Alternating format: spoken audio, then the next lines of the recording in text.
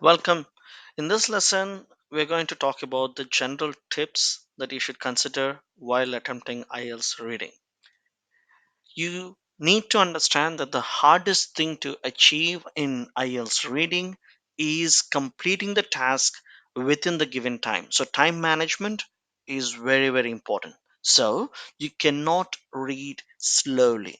You need to practice the skill of skimming to get the main idea and scanning to get the details once you achieve or once you identify where the main idea is.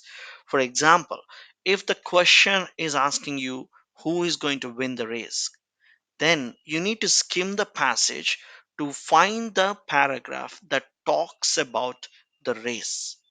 And once you're able to identify the paragraph, then you need to scan in detail to understand who is going to win the race. That's how you need to get the answer. You don't have to read the entire paragraph. As a matter of fact, do not ever read entire paragraph. You don't need to understand each and every word and its meaning to understand the passage, the entire meaning of the passage, right? So please keep that in mind. You need to also follow this workflow. First, you will read the name of the topic so that it will give you a vague idea as to what to expect. And then, before you read the passage, read the questions. Because when you read the questions, you would be able to get an idea as to what answers you'd be looking for. Now, once you get an idea what answers you'd be looking for, then you'll finally be reading the passage. But once again, you will not read the entire passage. You would skim through it first to get the main idea. And then once you identify the paragraph that is talking about the question or talking about the idea discussed in the question, then you scan it to get the correct answer.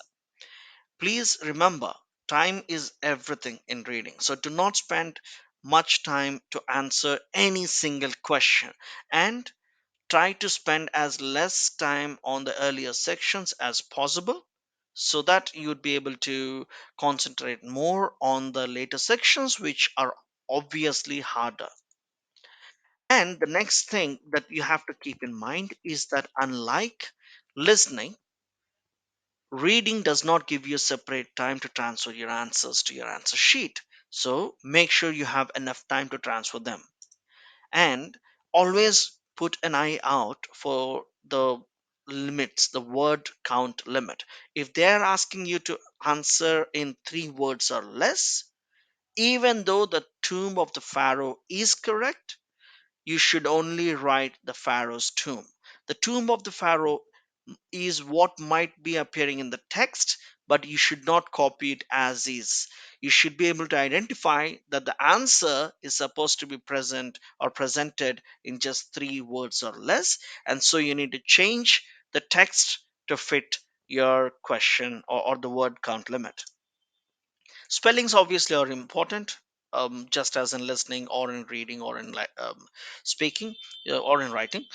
You need to understand here that though you would be writing the spellings by copying them from the text itself, you still should keep an eye on them because they are important. Any misgiving in this would unfortunately lead to you losing your marks. So spelling is very important as grammar, obviously.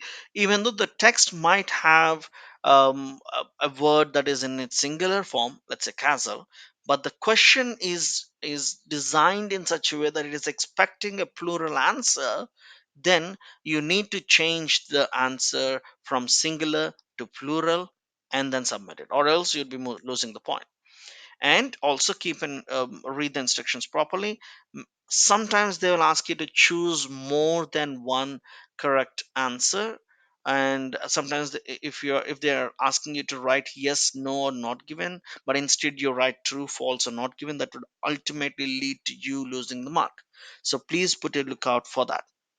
So that pretty much sums up our general tips. We'll get more detail about the other section related topics, but you need to keep in mind that these are universal. So these most of these might be repeated in the later lessons as well, but these are very important, and in the later lessons we'll get into something very, very specific to the topic discussed.